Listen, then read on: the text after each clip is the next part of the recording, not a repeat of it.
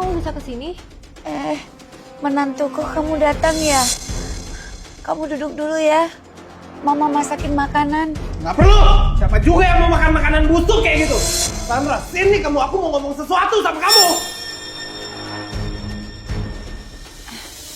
Nak, jangan bertengkar ya. Kalau ada apa-apa, bicarakan baik-baik. Kamu jangan khawatir ya. Aku nggak bertengkar kok. Aku sana dulu ya.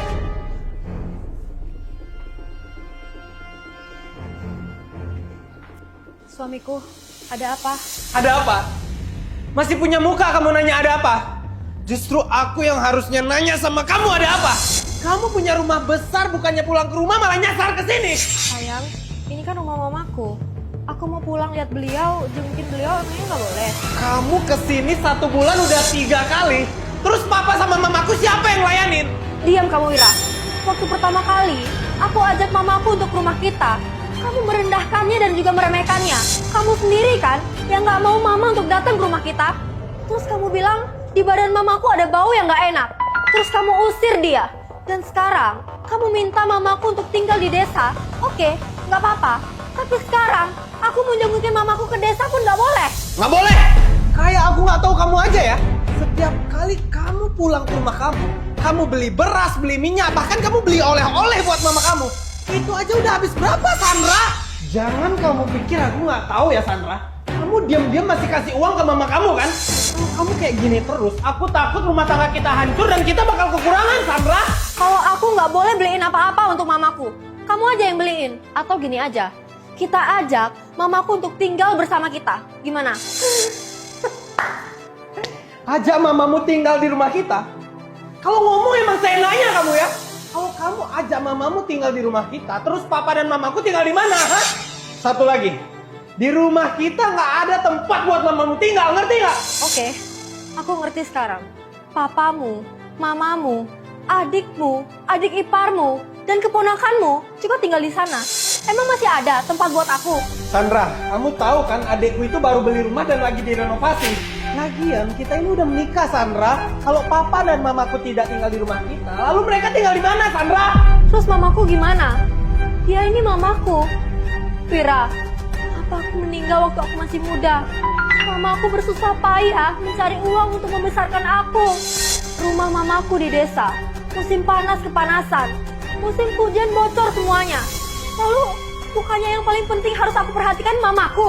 Apa selama ini cuma kamu yang berhak di rumah tangga ini? Sehingga kamu menginjak-injak hak mamaku. Sandra, aku udah pernah kasih tahu kamu ya. Mamamu itu bawa aja ke panti jompo, tapi kamunya aja yang nggak mau dengar. Apa? Yang kamu bilang ini bahasa manusia bukan sih? Aku masih hidup dan mamaku punya anak perempuan, yaitu aku. Oke Wira, aku akan ambil langkah terakhir. Aku akan beli rumah di kota untuk mamaku. Dan kalau aku tidak sibuk, aku akan nemenin beliau. Gimana? Katakan sekarang, kamu setuju atau enggak? Aku nggak setuju. Sandra, kamu tahu nggak harga sewa sekarang itu berapa? Aku peringatin kamu dari sekarang ya. Mulai ke depannya, kamu nggak boleh keluarin uang sedikit pun buat mama kamu, ngerti nggak? Kamu tahu nggak? Kata-katamu benar-benar nyakitin hatiku. Kita ngomong pakai hati nurani aja ya. Waktu kita nikah dulu, keluargamu nggak ada ngeluarin uang 1% pun. Malah nyuruh keluargaku untuk ngeluarin mahar 1 miliar. Padahal dari awal kita udah sepakat kalau uang itu akan dikembalikan kepada kita untuk modal usaha baru. Akhirnya adikmu menikah dan kamu berikan semua uang itu untuk dia. Dan setelah itu apa? Semua keluarga tinggal di rumah kita. Wira, aku ini bukan bodoh, tapi aku mencintaimu. Makanya aku rela berkorban sejauh ini. Akhirnya apa? Setelah keluargamu bahagia, kamu malah melupakan keluargaku dan menghina mamaku. Hebat ya kamu, Sandra. Udah mulai berani ya kamu sama aku. Demi membela mamamu yang udah tua bangka itu, kamu perhitungan sekali sama aku. Nah sekalian aja kamu kasih semua surat tagihan utang-utang ke aku, gitu. Anakku.